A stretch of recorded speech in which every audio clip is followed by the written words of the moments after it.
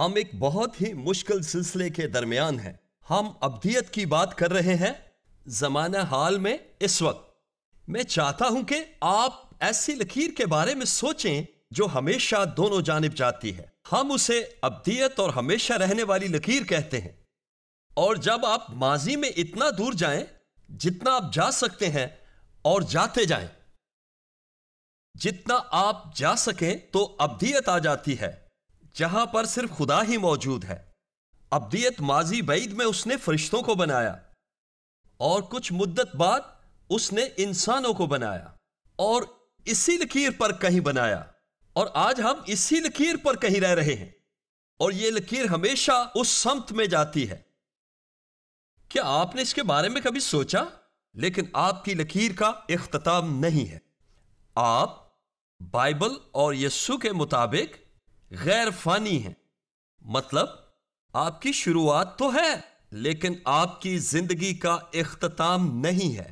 مگر میں اور آپ مر سکتے ہیں، اور جب ہم مر جائیں گے تو ہمارے ساتھ کیا ہوگا؟ ہمارے ساتھ کیا ہوگا جب ہم جسم کے وطن کو چھوڑ دیں گے؟ ہمارا وجود ختم نہیں ہوتا میرے خدا۔ کیا آپ کو ہمارا پہلا سیشن یاد ہے جہاں یسوع نے کہا تھا کہ تمہیں بدلہ ملے گا؟ جی ہاں، راست بازوں کی قیامت میں آپ کا جسم مستقبل میں کسی وقت آسمان پر واپس جائے گا۔ اور یاد ہے یسوع نے کیا کہا تھا اظہار ثانیوں کے بارے میں؟ کہ تمہیں خوش ہونا چاہیے کیونکہ آسمان پر تمہارا اجر بڑا ہے۔ اور زندگی دو طرح کی ہے جیسا کہ یسوع نے بتایا، ایک جنت کی اور دوسری جہنم کی۔ لیکن میں واقعہ ہی آپ کی مدد کرنا چاہتا ہوں ایک زبردست سچائی کو سمجھنے کے لیے، کیونکہ ہم اکثر ان دونوں چیزوں کو گڈمڈ کر دیتے ہیں، اپنے بھروسے یعنی ایمان کو اور اپنے اعمال کو یعنی جو ہم کرتے ہیں۔ اور اکثر لوگ یہ کہتے ہیں کہ جو بات اہمیت رکھتی ہے وہ یہ ہے کہ ہم یسوع پر، اس کی موت اور جی اٹھنے پر ایمان رکھیں اور اسے اپنا نجات دہندہ قبول کریں اور گناہوں سے توبہ کریں۔ اور اگر دیکھیں تو ایک طرح سے یہ ٹھیک ہے، لیکن یہ بہت ہی محدود ہے، کیونکہ اس سے جو فائدہ ہوتا یا ملتا ہے وہ یہ ہے کہ ہمیں ہمیشہ کی زندگی مل جاتی ہے اور ہم فردوس میں داخل ہو جاتے ہیں کیونکہ ہمارے گناہ معاف ہو جاتے ہیں۔ لیکن یسوع نجات سے زیادہ ہمارے لیے ایک اور بات کرتا ہے، اور وہ ہے ہمارے کام جو ہم کرتے ہیں، ہم اپنی زندگی میں کرتے ہیں، اور جو ہم اپنی زندگی میں حاصل کرنے کی کوشش کرتے ہیں۔ اور جو چیز الجھن پیدا کرتی ہے وہ یہ ہے کہ جو لوگ ایمان رکھتے ہیں کہ یسوع مسیح جواب ہے، اور وہ ہے بھی، کہتے ہیں کہ آپ کے اعمال بے قیمت ہیں، ان کا فردوس سے کوئی تعلق نہیں، یہ سچ نہیں ہے، یہ سچ کے قریب بھی نہیں ہے۔ اور دوسری طرف کے لوگ سوچتے ہیں یہ کافی نہیں، آپ کیا ایمان رکھتے ہیں؟ اگر آپ کے نیک کام زیادہ ہوں گے تو آپ جنت میں جائیں گے، آپ کو عمل کرنا ہوگا۔ لیکن یاد رکھیں، اور بائبل اس تعلق سے ہمیں واضح تعلیم دیتی ہے اور بتاتی ہے کہ آپ دو موضوعات یعنی ایمان اور اعمال کو الگ الگ رکھیں۔ ایمان آپ کی منزل کا تعین کرتا ہے کہ مرنے کے بعد آپ کہاں جائیں گے، اور جب آپ وہاں چلے جائیں تو پھر وہاں پر ایک اور عدالت ہوگی۔ کیا آپ نے مسیح کے تخت عدالت کے بارے میں سنا ہے جو آسمان پر لگے گا؟ یہ زمین پر نہیں لگے گا بلکہ آسمان پر لگے گا۔ کیا آپ نے بڑے سفید تخت کی عدالت کے بارے میں سنا ہے؟ او میرے خدا، آپ نے الگ الگ کرنا ہے دو مختلف قسم کی عدالتوں کو۔ ایک عدالت ہماری منزل کی ہے کہ مرنے کے بعد ہم کہاں جائیں گے، اس کا تعلق ہمارے گناہوں سے ہے۔ اگر کفارہ نہ ہوا تو ہم جہنم میں ہوں گے، اور اگر کفارہ ہو گیا تو ہم جنت میں ہوں گے۔ لیکن اگر ہم جنت میں ہوئے تو ایک اور عدالت ہوگی، یہ مسیح کے تخت کی عدالت کہلاتی ہے، اور میں آپ کو کچھ بتانا چاہتا ہوں۔ اور اگر آپ جہنم میں ہوں گے تو آپ کی عدالت الگ ہوگی، اور یہ بڑے سفید تخت کی عدالت کہلاتی ہے۔ لیکن میں کوشش کر کے شناخت کرنے میں آپ کی مدد کرنا چاہتا ہوں، کیونکہ اس کا یہ مطلب لگتا ہے کہ کیا آپ یہ کہہ رہے ہیں کہ دو عدالتیں ہیں؟ پھر ہاں، میں نہیں کہہ رہا، بلکہ میں آپ کو بائبل کی وہ آیات دکھاؤں گا جن میں یہ صاف لکھا ہے کہ ایک عدالت اس بات کی ہے کہ آپ کہاں جائیں گے، اور جب آپ وہاں ہوں گے آپ ایک اور عدالت کا انتظار کریں گے۔ میں اس سے ثابت کرنے کی کوشش کرتا ہوں، آپ کو میرے ساتھ کافی سوچ بچار کرنی پڑے گی۔ دوسرا پطرس اس کا دوسرا باب اس قدیم واقعے کا ذکر کرتا ہے جب کچھ فرشتوں نے سنگین نوعیت کا گناہ کیا۔ سنیں بائبل کیا کہتی ہے کہ جب خداوند خدا نے ان گناہ کرنے والے فرشتوں کو بھی نہ چھوڑا، جب اس نے انہیں نہ چھوڑا تو ان کے ساتھ کیا کیا؟ انہیں جہنم میں بھیج دیا۔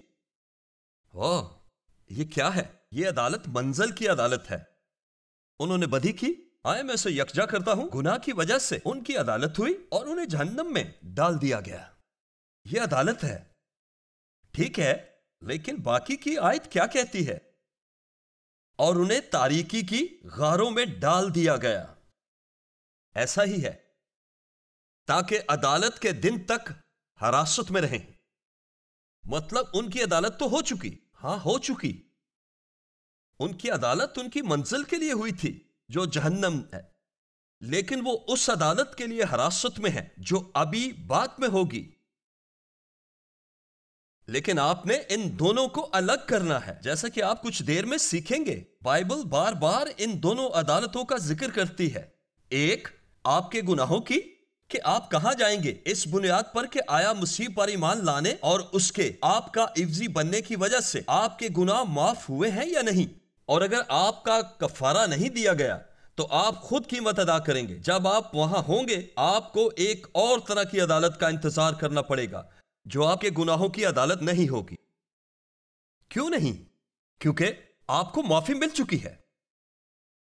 اگر یہ گناہ کی عدالت نہیں تو پھر یہ کیا ہے؟ یہ عدالت آپ کے اعمال کی ہے کہ آپ نے اپنے وقت کو کیسے گزارا، آپ نے اپنی قابلیت اور مال کو کیسے استعمال کیا، کہ آپ نے وہ کام کیے جو خدا چاہتا تھا یا کہ آپ نے اپنی مرضی سے زندگی گزاری۔ اور جب آپ ایک مسیحی بن گئے آپ نے خدا کی بادشاہی کی تلاش نہ کی۔ غور کریں کہ وہ ان دونوں تصورات کو کیسے جدا کرتا ہے، بہت احتیاط سے۔ افسیوں باب 2 اس کی 8، 9 اور 10 آیات میں کہتا ہے کیونکہ فضل سے یعنی تحفے میں آپ کو معافی ملی گناہوں سے ایمان کے وسیلہ سے۔ وہ واحد راستہ جس سے آپ گناہوں سے نجات پاتے ہیں مسیح پر اور اس کی موت پر آپ کا ایمان ہے، اور یہ آپ کی طرف سے نہیں بلکہ خدا کی بخشش ہے۔ خدا نے سب کچھ کیا اور یہ ہمارے اعمال سے نہیں۔ جی ہاں، یہ اعمال سے کیوں نہیں ہو سکتا؟ کیونکہ یسوع نے سب کچھ کر دیا۔ اکثر ہی لوگ مجھ سے کہتے ہیں کہ اگر کل مجھ سے گناہ ہو جائے تو کیا ہوگا؟ کیا خدا پھر بھی مجھے معاف کر دے گا؟ میں ہنس کر ان سے کہتا ہوں ذرا سوچیں یسوع نے کتنے سال پہلے اپنی جان قربان کی؟ 2000 سال پہلے، 2000 سال گزرے وقت میں، ٹھیک کہا۔ اور یسوع کی موت کے بعد آپ سے کتنے گناہ مستقبل میں ہوئے؟ زبردست۔ میں 2000 سال بعد کے دور میں ہوں، میرا ہر ایک واحد گناہ بھی مستقبل میں ہے، لہٰذا اس سے کچھ فرق نہیں پڑتا کہ میں نے کل گناہ کیا یا آج کیا یا آنے والے کل میں، وہ تمام گناہ یسوع کی موت کے 2000 سال بعد ہو رہے ہیں۔ آپ کو یاد ہے یسایہ نے کیا کہا؟ خدا نے ہم سب کی بد کرداری اس پر لاد دی۔ خدا زمانوں میں نہیں رہتا اور ماضی، حال اور مستقبل کے تمام گناہ اس سے پتہ ہے، اس نے سب یسوع پر لاد دیے۔ یسوع ان گناہوں کے لیے بھی موا جو مجھ سے اگلے مہینے ہو جائیں۔ کیا بات ہے، یہ ایک تحفہ ہے۔ پھر اس آیت میں آگے لکھا ہے اعمال سے نہیں تاکہ کوئی فخر نہ کرے، جیسا کہ ہم نے بات کی کہ آپ سزائے موت کے مسئلے کو خود حل نہیں کر سکتے کیونکہ ہم اس کی کاراگری ہیں۔ خدا ہم پر کام کر رہا ہے۔ اب اس بات کو سنیں، ہم مسیح یسوع میں مخلوق ہوئے، ٹھیک ہے؟ کیوں؟ میں کیوں مسیح یسوع میں مخلوق ہوا؟ نیک اعمال کے واسطے۔ مطلب مجھے اچھے کام کرنے ہیں؟ ہاں، میں اپنے نیک اعمال سے نجات نہیں پاتا بلکہ یسوع کے نیک اعمال سے نجات پاتا ہوں۔ جب مسیح نے اپنا کام پورا کر دیا اب میری باری ہے اس کے لیے کام کرنے کی، اور میں مسیح میں نیک کام کرنے کے لیے خلق ہوا ہوں۔ یعنی میرے پاس زمین پر ایک ایجنڈا ہے جو کسی اور کے پاس نہیں. یہ میرے لیے خدا کا ایجنڈا ہے کہ میں اس کے لیے اچھے کاموں کو سر انجام دوں. ہم میں سے ہر ایک کے پاس وہ کام ہے جو کسی اور نے نہیں، صرف ہم نے کرنے ہیں. اسی لیے ہماری یہ شخصیت ہے اور ہمارے اندر صلاحیت ہے اور کمزوریاں بھی ہیں. کچھ کام ہم اچھی طرح کر لیتے ہیں اور کچھ ہم نہیں کر پاتے. ہم اپنے بہن بھائیوں میں بہت سی باتوں میں مختلف ہیں شخصیت کے اعتبار سے، کیونکہ خدا نے ہمیں نیک کام کرنے کے لیے ٹھیک ویسا ہی بنایا ہے جیسے ان کاموں کی توقع ہم سے کی جاتی ہے. اور اب یہ اتنا اہم ہے کہ آیت آگے کہتی ہے کہ ہم مسیح میں نیک اعمال کے لیے مخلوق ہوئے ہیں. کیا آپ کو معلوم ہے افسیوں دوسرے باب کی 10ویں آیت میں کیا لکھا ہے؟ مسیح یسوع میں ان نیک اعمال کے واسطے مخلوق ہوئے جنہیں خدا نے تیار کیا پہلے سے ہمارے کرنے کے لیے. کیا؟ ہاں میرے وجود سے پہلے زمین پر اس سے قبل میں پیدا ہوا، خدا نے پہلے سے تیار کیا. میری پیدائش سے پہلے وہ چاہتا تھا کہ میں کچھ کام کروں، اور مجھے اس نے نیک کاموں کے لیے تخلیق کیا جو میرے لیے تیار کیے تھے، جنہیں کائنات میں اور کوئی نہیں کر سکتا تھا، صرف میں. اسی لیے آپ اس طرح کے ہیں جیسے آپ ہیں. آپ کا ثانی کوئی نہیں. اور یہ عمدہ بات ہے، یہ خدا نے آپ کے وجود سے پہلے مقرر کیا. یہ حیرت انگیز ہے. اور یہاں ایک اور بات ہے جو اور بھی حیرت انگیز ہے. کیا آپ جانتے ہیں وہ حیرت انگیز بات کیا ہے؟ خدا نے اپنی رحمت سے یہ ارادہ کیا، چونکہ تم وہ کام کر رہے ہو جن کا میں نے تمہارے لیے ارادہ کیا تھا، یوں تم زمین پر میری مرضی پوری کر رہے ہو، اور ایک طرح سے تم میرے لیے کام کر رہے ہو. تم میرے لیے کام کر رہے ہو اور میں تمہیں میرے لیے کام کرنے کا اجر دینا چاہتا ہوں. ہم اسی اجر کی بات کر رہے ہیں. آپ واپس پہلے سیشن میں جائیں، یاد کریں یسوع نے ضیافت میں کیا کہا تھا کہ اگر تو غریبوں کا خیال رکھے اور انہیں کھانا کھلائے تو راست بازوں کی قیامت میں تجھے برکت ملے گی، اور راست بازوں کی قیامت میں تجھے اس کا بدلہ ملے گا. کیا آپ کو اس کام کی اہمیت کا اندازہ ہوا؟ اور اس اچھے اور نیک کام کا بدلہ زمین پر ہمیں نہیں ملتا، اور جیتے جی ہمیں نہیں ملتا. یہ صرف میرے مرنے کے بعد ہی ملتا ہے. اور یسوع کا مقصد یہ ہے کہ تمہیں آسمان پر برکت ملے گی کیونکہ تمہیں اجر ملے گا. اس لیے یسوع نے کہا اگر میں تمہاری جگہ ہوتا تو بہت سے غریبوں کی مدد کرتا اس اجر کے لیے جو آسمان پر ملے گا. اس نے دونوں کو جوڑ دیا، اور میں اسے مزید جوڑ رہا ہوں یہ کہہ کر کہ وہ نیک کام جن کی آپ سے توقع کی جاتی ہے اور خدا نے آپ کے کرنے کے لیے پہلے سے تیار کیے ہیں، اور اگر آپ انہیں کریں گے تو آسمان پر آپ کا اجر بہت بڑا ہوگا. خدایا یہ حیرت انگیز ہے. اب اگر میں آپ کی جگہ ہوتا تو میں اسے جاننے کی کوشش کرتا، کیونکہ فرض کریں اگر آپ یہ کہیں میں بالکل بھی اس کی فکر نہیں کرتا، میں صرف جنت میں جانا چاہتا ہوں، تو پھر کئی بار خدا یسوع مسیح نے اس کا ذکر کیا. آپ کہتے ہیں یسوع تیری بات کی مجھے پرواہ نہیں اور نہ ہی میں جاننا چاہتا ہوں، مجھے ضرورت نہیں، مجھے آسمان کے کاموں کو جاننے کی ضرورت نہیں، میں بس وہاں تیرے پاس جانا چاہتا ہوں جہاں تو ہے. لیکن عزیزوں کیا آپ جانتے ہیں کہ بائبل کیوں یہ سکھاتی ہے کہ خدا آسمان پر سب آنسو پونچھ دے گا؟ کیا آپ جانتے ہیں وہ آسمان پر کس لیے آنسو پونچھ رہا ہے؟ کیونکہ وہاں بھی آنکھوں میں آنسو ہوں گے. کیوں؟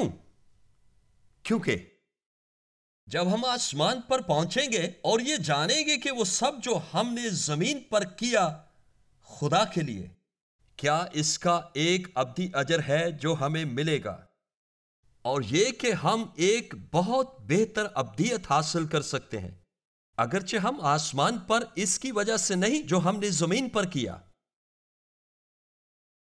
آپ کیسا محسوس کرتے ہیں اگر خدا ہم میں سے کسی کو نہ بتاتا کہ آسمان پر کیا اصول ہیں اور زمین پر کیسے رہنا ہے اور دونوں کے درمیان کیا تعلق ہے۔ اور اگر میں مسیح کے لیے دکھ اٹھاتا ہوں تو مجھے خوشی کرنا اور نہایت شادمان ہونا چاہیے، کیونکہ آسمان پر میرا اجر بڑا ہے، اور کیونکہ یہ اتنا بڑا ہے کہ مجھے بڑی خوشی سے مسیح کے لیے جان دینی چاہیے۔ اور خدا نہیں چاہتا کہ ہمیں ان باتوں کا پتہ نہ ہو۔ یہ اس کا حاکمانہ انتخاب ہے۔ اسے ضرورت نہیں تھی کہ ہمیں اجر یا بدلہ دے، پر وہ چاہتا تھا، وہ یہ کرنا چاہتا تھا۔ بائبل میں ایک عبارت ہے جو بتاتی ہے کہ ہمیں اس کے بارے میں کیسے ہمیں سوچنا چاہیے۔ یہ دوسرا تواریخ، معاف کیجیے گا، دوسرے کرنتھیوں کے 5ویں باب میں ہے، اور یہ بتاتی ہے،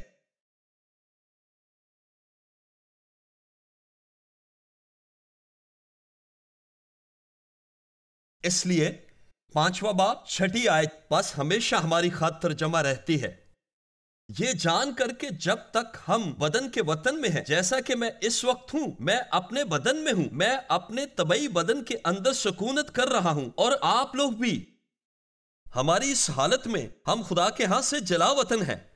کیوں؟ وہ آسمان پر ہے اور ہم یہاں ہیں، ہماری خاطر جمع ہے، اور ہم کو بدن کے وطن سے جدا ہو کر خداون کے وطن میں رہنا زیادہ منظور ہے۔ پولس کیا کہہ رہا ہے کہ اگر میرے بس میں ہوتا، وہ کہتا ہے، تو میں اس بدن کو چھوڑ دیتا، بدن کے وطن کو چھوڑ کر، میرا مطلب ہے آسمان میں ہوتا، میں یہ زیادہ پسند کرتا۔ لیکن وہ کہتا ہے 9ویں آیت میں، اس لیے کیونکہ میں اس کے تعلق سے بہتری چاہتا ہوں۔ اس حصے کو دوبارہ دیکھیں گے اور اسے جاری رکھیں گے۔ 8ویں آیت میں لکھا ہے، اور ہم کو بدن کے وطن سے جدا ہو کر خداون کے وطن میں رہنا زیادہ منظور ہے، اس لیے کیونکہ ہم نے خداون کے حضور حاضر ہونا ہے۔ سنیں وہ کیا کہتا ہے، اس واسطے ہم یہ حوصلہ رکھتے ہیں، مقصد ہے چاہے ہم جلا وطن ہوں یا خداون کے وطن میں ہوں، اس کو خوش کریں۔ شاید آپ سوچیں کہ یہ گفتگو یہاں ختم ہو گئی ہے، لیکن ایسا نہیں ہے، بلکہ جاری ہے، اور وجہ یہ ہے، پہلی وجہ جو اس کے ذہن میں ہے یہ ہے کہ مجھے خداون کو کیوں خوش کرنا ہے۔ اس لیے نہیں کہ مجھے اس سے محبت ہے یا اس نے میرے لیے جان دی، بلکہ اگلی آیت لفظ کیونکہ سے شروع ہوتی ہے۔ میں آپ کو بتاتا ہوں کیوں آپ نے خدا کو خوش کرنا ہے، کیونکہ ضرور ہے کہ مسیح کے تخت عدالت کے سامنے جا کر ہم سب کا حال ظاہر کیا جائے۔ واو! ایسا زمین پر نہیں، آسمان پر ہے۔ ایسا ضرور ہے کہ ہم ظاہر کیے جائیں۔ اس کا مطلب ہے پردہ اٹھانا۔ ہم نے تخت عدالت کے سامنے حاضر ہونا ہے، مگر کس لیے؟ میں تو جنت میں ہوں، مجھے ایک اور عدالت کی ضرورت کیوں ہے؟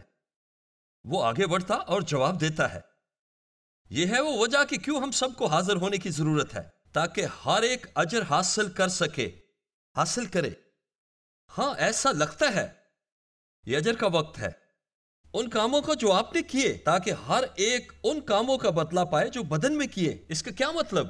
جو کام بدن میں کیے، اس کا مطلب زمین پر زندگی گزارتے ہوئے۔ اب جب کہ آپ مسیح کے تخت کے سامنے ہیں، وہ آپ کو لوٹا رہا ہے، اور آپ حاصل کرنے جا رہے ہیں ان کاموں کا بدلہ جو آپ نے زمین پر کیے۔ یہ تعلق ہے اس کے مطابق جو آپ نے کیا، خواہ بھلا خواہ برا خواہ لا حاصل۔ دوسرے لفظوں میں، ایک ایسی عدالت ہوگی، ایسی عدالت جو کہ آسمان پر ہوگی، اور وہ عدالت ان لوگوں کے لیے ہوگی جو جنت میں ہوں گے۔ اور اگر مسیح کی وہ عدالت ہمارے لیے زیادہ اچھی نہ بھی ہو، ہم جنت کو نہیں کھوئیں گے، کیونکہ ہم جنت میں اپنے اعمال کی بدولت نہیں آئے، بلکہ ہم جنت میں مسیح کے کفارہ کے وسیلے سے داخل ہوئے ہیں۔ آپ اپنے کاموں سے جنت میں نہیں جاتے، اور نہ اچھے کاموں کی کمی سے جنت کو کھوتے ہیں، آپ وہاں ہوں گے۔ لہٰذا یہ معاملہ کہ ضرور ہی ہم سب مسیح کے تخت عدالت کے سامنے کھڑے ہوں گے اپنے اچھے اور برے کاموں کا بدلہ پانے کے لیے۔ یہاں برے کاموں سے مراد لا حاصل ہے۔ تو ہمیں حاصل کیا ہوگا؟ پہلا کرنتھیوں 3 باب میں اس کا جواب موجود ہے۔ یہ بتاتا ہے کہ آخر مسیح کے تخت عدالت کے موقع پر کیا ہوگا۔ یہ یونانی لفظ کا ترجمہ ہے جس کے حروف ہیں BEMA، بیما، بیما۔ اور جب کرنتھیوں کا خط بھیجا گیا، کرنتھیوں کے لوگ یہ جانتے تھے کہ بیما کیا ہے۔ بیما ایک اونچے چبوترے کو کہتے تھے جس پر مشہور اولمپئنز گیم ہوا کرتے تھے، اور جج اس اونچے چبوترے بیما کے پیچھے بیٹھ کر دیکھتے تھے اور یہ فیصلہ کرتے کہ دوڑ میں دوڑنے والوں نے اچھی دوڑ دوڑی یا نہیں، اور اصولوں کے مطابق بھی۔ دوڑ کے اختتام پر وہ لوگوں کو انعامات دیتے تھے اور لوگ انعامات حاصل کرتے تھے۔ یہی لفظ بیما اس وقت بھی استعمال ہوتا تھا جب صحیح اور غلط کا فیصلہ کرنا ہوتا تھا۔ اس لیے جب یسوع پلاطوس کے سامنے تھا، اس بیما کے سامنے کھڑا تھا جس کے پیچھے پلاطوس تھا، اور پولس رسول پیچھے کھڑا تھا رومی سرداروں کے سامنے کی طرف، بیما کے آگے کھڑا تھا۔ لیکن اس عبارت میں پہلا کرنتھیوں 3 باب میں اس بیما کی بات ہو رہی تھی جسے کرنتھس کے لوگ جانتے تھے۔ میں کرنتھس میں اور قدیم بیما کے پیچھے کھڑا ہوا تھا، میں اس پر چڑھا اور یہ پتھر کی سلوں کا بنا ہوا ایک بڑا چبوترا تھا۔ اور پہلے کرنتھیوں کے خط کے 3 باب کی یہ عبارت ہمیں کیا بتاتی ہے؟ میں اسے پڑھتا ہوں۔ لگانے والا اور پانی دینے والا دونوں ایک ہیں، لیکن ہر ایک اپنا اجر اپنی محنت کے موافق پائے گا۔ ہاں، آپ زمین پر کیے ہوئے کاموں کا اجر آسمان پر پاتے ہیں۔ اور یہاں آگے لکھا ہے کہ کوئی اور نیو نہیں ہے جس پر ہم نیک اعمال تعمیر کر سکیں اس نیو کے سوا جو پڑی ہوئی ہے، اور وہ یسوع مسیح ہے۔ آپ صرف اسی صورت میں اجر پائیں گے جب آپ آسمان پر ہوں گے، اور اس لیے آپ کے نیک اعمال کی بنیاد یسوع مسیح کے مرنے اور جی اٹھنے پر ہے، اور آپ کے اچھے کام یسوع کے صلیب پر کیے ہوئے اچھے کام پر تعمیر ہوتے ہیں۔ پھر اور آگے یہ لکھا ہے پہلا کرنتھیوں 3 باب کی 12ویں آیت میں، اور اگر کوئی اس نیو پر ردہ رکھتا ہے، مطلب نجات یافتہ لوگ سونے، چاندی، قیمتی پتھروں، لکڑی، گھاس یا بھوسے کا۔ آپ دیکھ سکتے ہیں یہاں 2 طرح کی چیزیں ہیں، قابل قدر چیزیں اور ناقابل قدر چیزیں۔ اسے غور سے سنیں۔ ہر ایک کا کام، ان کے کام، ان کے گناہ نہیں، یسوع گناہوں کے لیے موا اور ان کو اتنی دور پھینکا جتنا پورب پچھم سے دور ہے، اور خدا نے کہا میں تمہارے گناہوں کو پھر یاد نہ کروں گا۔